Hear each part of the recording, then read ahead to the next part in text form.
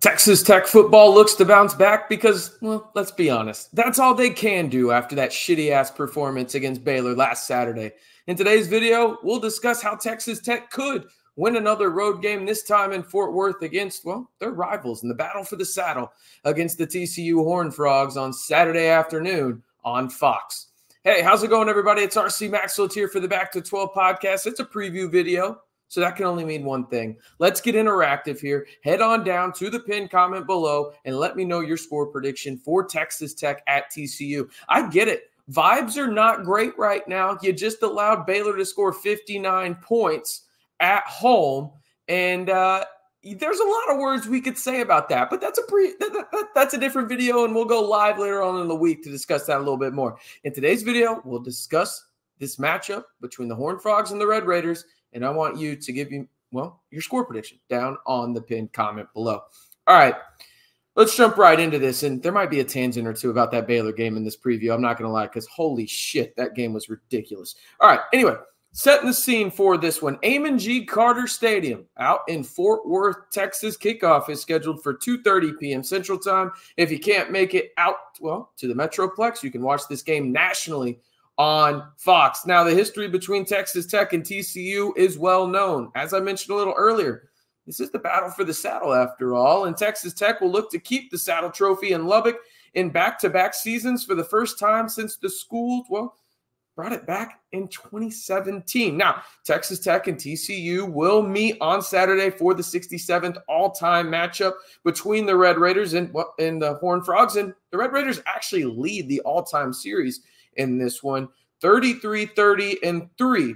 This will be the 13th meeting between the two former Southwest Conference foes since the Horned Frogs joined the Big 12 back in the 2012 season. Now, Texas Tech is also 3-3 in road games against the Horned Frogs since TCU joined the Big 12 Conference prior to the 2012 season. As I mentioned, all three of those victories have been by only 3 points, and two of those matchups have actually gone to overtime. Now, injuries have played a major factor for Texas Tech really on both sides of the football this year, and unfortunately, you are about to lose another player for the remainder of the season on that defensive line for the Texas Tech Red Raiders.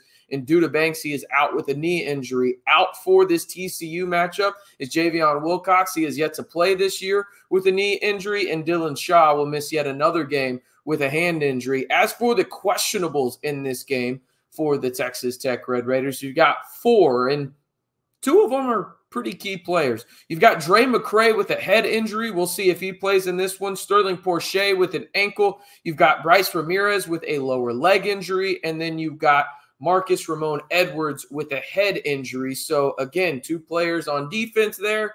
One more notably in terms of snap percentage and Bryce Ramirez, and then two offensive guys, and even a guy that's prolific on the special team side of things. At least he has been at times for Texas Tech so far this year. Now, I did want to look at some of the stats for TCU in this one because, well, they're super interesting. And because, let's face it, when you look at this, as I fix the screen real quick for you guys, they don't run the football.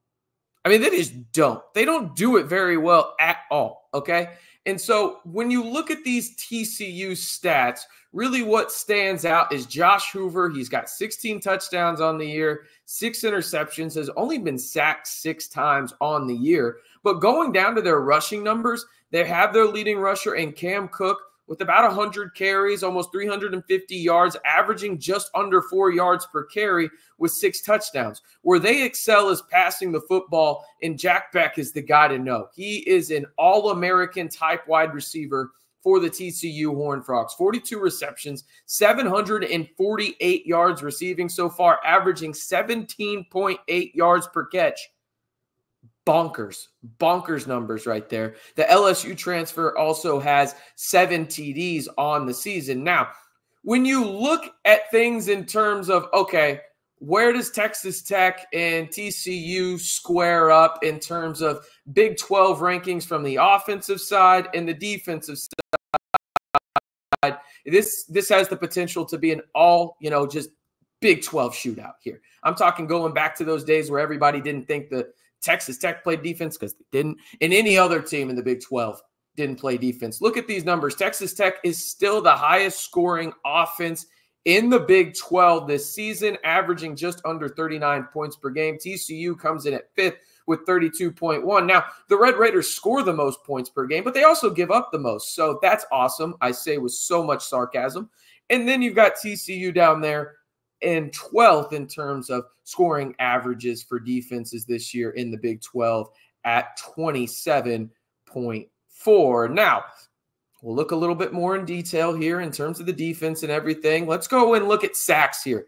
Sacks against, well, you got TCU at 2nd there.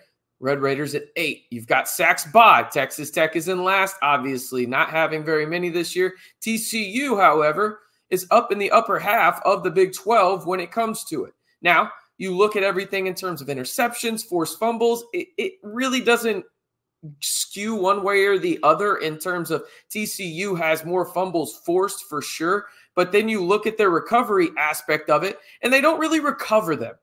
So they force them but don't recover. So their defense is opportunistic. They do have that Peanut Tillman type ability. For those that don't know, that's the punch out where guys go in there and try to punch the ball out. TCU does that really well. They just don't recover the football very well. So when you look at everything in terms of the must-watch matchups in this game between Texas Tech and TCU, I'm watching the Texas Tech secondary against the TCU passing attack because I know you watched that Baylor game like I did. Look at me right now real quick. About 6:45 into this. Give me one word in terms of that secondary performance and really just defensive performance by Texas Tech. Was it shit? Was that the word you thought of? Was it shit? Because that's the word I thought of. That was absolutely laughable coming off of a bye. I mean, it was disgusting. It was repulsive how bad that team was prepared to come out. It's indicative of the coaches, but also the players. Both were just dog shit, okay? So if you come out and you play like you did against Baylor, you're going to get dog walked, okay? On national television. Okay, you have to figure it out right now going into the second half of your season. So the place that I think it needs to start, because let's face it, at this point, we're over halfway through this year. You're not getting a pass rush. You're just not, okay? Your secondary has to step up and really probably be that extra bend, don't break type defense that Tim DeRuyter has been famous for in his first 2 years out in the 806. But it's going to have to start with the secondary because Jalen Hutchins and Tony Bradford ain't coming back, people. So you're going to have to figure this out with the secondary. That's where your most talent is in terms of the defensive line or the secondary, right? Picking between those two because we know the linebackers are good enough with Jacob Rodriguez and Ben Roberts. The secondary has to be on point against TCU or Josh Hoover is going to absolutely cook your ass, okay? And I'm not even a big Josh Hoover guy, but they have the talent at the wide receiver position to make you look foolish and really capitalize on opportunistic plays that the defense for Texas Tech has presented multiple teams throughout this year. And again, maybe it's recency bias because remember what they did against Arizona. They look great, right? What Texas Tech defense are we getting? I think that that's a more than fair question to ask, right? What Texas Tech team is going to show up? Are they going to feel like they were embarrassed last week and actually have a chip on their shoulder? Or they actually have a game plan? Or are they just going to be like, we're playing with house money right now. We're 5-2. All we care about is making a bowl, right? Like which team is going to show up, okay?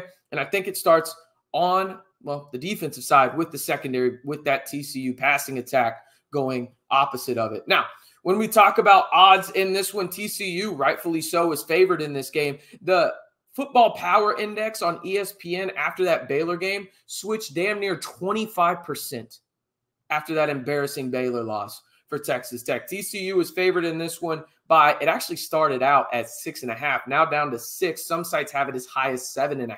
So it kind of depends there. The total clean across the board is in that 67.5 range. This one is at 67.5.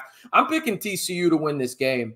I just prove it to me. Like, prove it to me that that wasn't a fluke. Prove to me, you know, in terms of, and when I say not a fluke, I'm talking about the Arizona game on the road. Like, cool, you got one road win. You made something happen, but then you absolutely shit the bed at home, right? What Texas Tech team am I going to get? Again, are you going to show up? Or are you going to have that Baylor-type performance just, you know, in Texas Tech East out there at Amon G. Carter?